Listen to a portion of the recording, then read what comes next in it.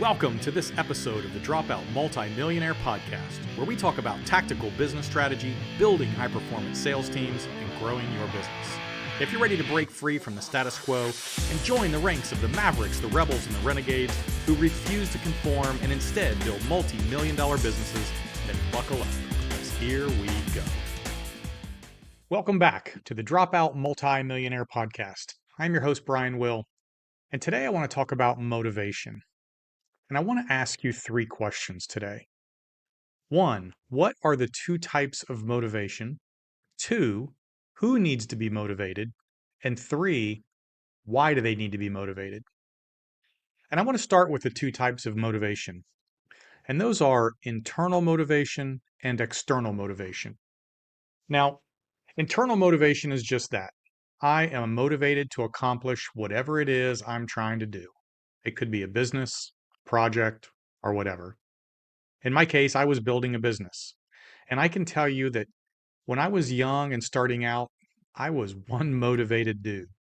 I didn't need to read a book. I didn't need to go to a seminar. I didn't need a life coach. I just needed to succeed. I needed to succeed like I needed to breathe. It wasn't a question of how I was going to do it. Quite frankly, when I got started, I had no freaking clue how I was going to succeed. It was only a matter of what I needed to do to get the success that I was chasing. I didn't care how long it took. I didn't care what I had to do. I didn't care about anything except getting to the end goal. It was a burning desire inside of me, and it was more powerful than anything that came up against me. I had to. I needed to.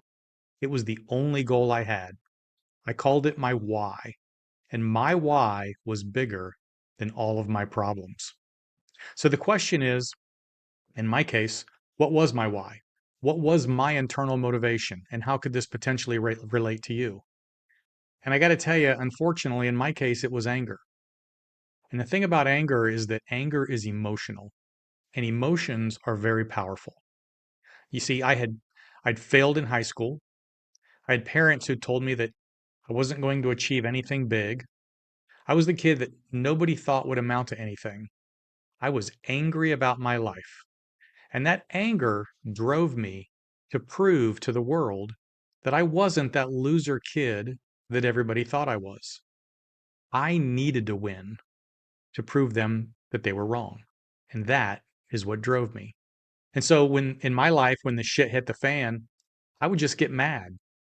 The emotion of anger would blind me to the fact that I was failing. That emotion was stronger than the feeling of failure. It was stronger than the desire to quit. So I would keep going. I would keep pushing, and I would try again and again. But here's the key. Each time I failed, I would learn, and eventually I would win. And by the way, my background, I sold 3 companies by the time I was 41, 2 into venture capital, 1 into private equity, and I was a multi-millionaire. Now, it took 20 years, but I did get there. So what was my why? My why was anger. But more specifically, that anger was an emotion, and that emotion was stronger than anything that came up against me. Now, I'm not saying that you need to be angry. That was my thing. I have no idea what is inside of you that can drive that kind of emotion, but you're going to have to find it. You're going to have to try to achieve something great. You're going to need something in your life that is really meaningful and something that is emotional to drive you. Because I'm telling you, whatever you're going to try to achieve, it's going to be hard. And it will seem like at times that the world is against you. It could be the government. I've had the government against me. Your employees. I've had an online hate group from ex-employees. It could be your friends. I've had from friends from high school and college that stole money from me, and I'm talking hundreds of thousands of dollars. It could be your competition who's just straight trying to tear you down. Here's the bad one. It could be your own self-pity. Everything and seemingly everyone is going to try to stop you when you are trying to do bigger things with your life. And your why better be strong, or you will not make it through the tough times. Which leads me to the second type of motivation. It's external. And the reason I'm doing this podcast today is I was at an event a couple of weeks ago, and I remember I was looking around the room and it was full of people who were seeking something. Some wanted knowledge, but most were there looking for motivation. They were hanging on every word of the speaker. They were eating up what he had to say and eating up everything that he did. Then the next speaker got up and talked about finding your powerful self and imagining a time when you felt powerful. And then a third speaker got up and told stories about success and what was possible, and how if you would only join his group and give him money, you could have access to this type of motivation all the time. And it dawned on me, internally motivated people tend to sell external motivation to people who can't motivate themselves. It's an industry of its own. All the while knowing that 99% of those people that they are selling that motivation to will not succeed, because external motivation is always temporary. It's like putting $5 of gas in your car. It'll keep you going for a little while, but you're going to run out and you're going to need to go back to the gas station and you're going to need more. Think of internal motivation as like having a nuclear power plant in your car versus putting $5 of gas in. That nuclear power plant will run that car for 5,000 years. So I ask you, why is the motivation industry so big? And why do you or someone you know feel like you need to go to seminars and hire life coaches just to keep you going? And I will tell you the answer, and it is simple.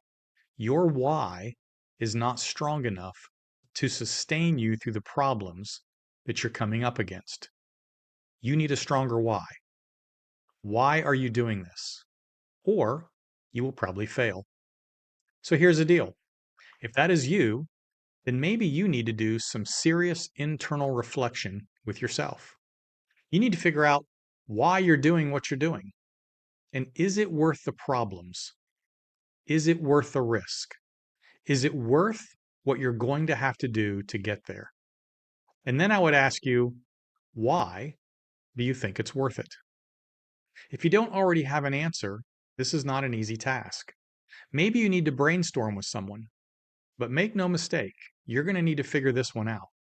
You know what's even harder when you're starting a business? It's when you have a good job. It's when you have a savings account, or what we call the golden handcuffs. Now, if you start this business, you're risking your future and your family's security. Why would you do that?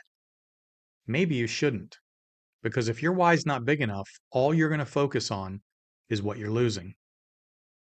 Okay, that's it for motivation. And by the way, I'm not saying external motivation is bad. I enjoy hearing the stories.